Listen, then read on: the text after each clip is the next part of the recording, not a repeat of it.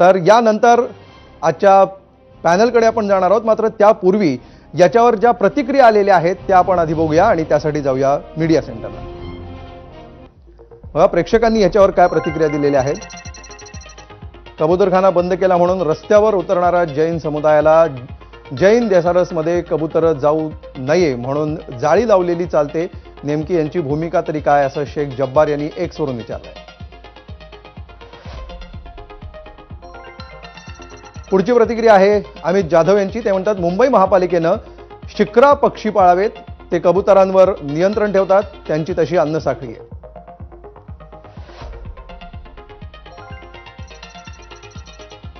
शंतनू गौतम यांचं म्हणणं आहे की कायमचे हद्दपार करून टाका, कबुतरांमुळे आरोग्यावर अनेक घातक परिणाम होतात।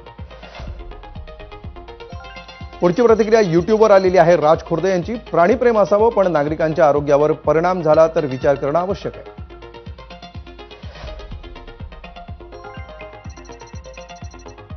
यशवंत नकाशे म्हणतात पहिलं म्हणजे आम्हाला कबूतरखानाच नको, ज्यांना कोणाला कबुतरांचं एवढं प्रेम आहे त्यांनी मुंबईतील सर्व कबुतर त्यांच्या स्वतःच्या घरी घेऊन जावे। तर इन्स्टावर राम माळी यांची प्रतिक्रिया, एवढं मोठं आरेचं जंगल आहे, तिकडे त्यांच्यासाठी जागा द्या, मग कबुतरांवर प्रेम करणारे जातील तिकडे आरे कॉलनीमध्ये। तर कुणाल एम यांची प्रतिक्रिया की हो तुमच्याशी सहमत आहोत, कबुतरांचं पर्यावरण खाद्य साखळीमध्ये काहीही योगदान नाही, यापेक्षा चिमण्यांना दाणे टाका।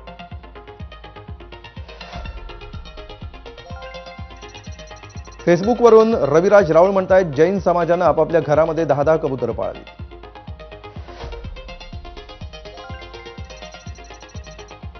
सचिन काळे यांचं म्हणणं आहे की खरं तर कबूतर उपद्रवी पक्षी आहे। फेसबुकवर आलेली ही प्रतिक्रिया। हेमराज नारायण म्हणतायत माझं म्हणणं आहे जैन समाजाचा हा आस्थेचा विषय आहे, जैन समाज जसे त्यांच्या सोसायटीमध्ये जैन मंदिर उभी करतो तसंच त्यांनी कबुतरांसाठी सुद्धा जागा द्यावी, जेणेकरून त्यांच्या आस्थेचा अनादर होणार नाही।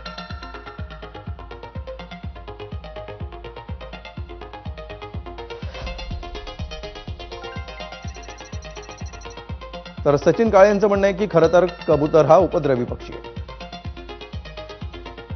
आणि यानंतर आपण चर्चेकडे वळणार आहोत।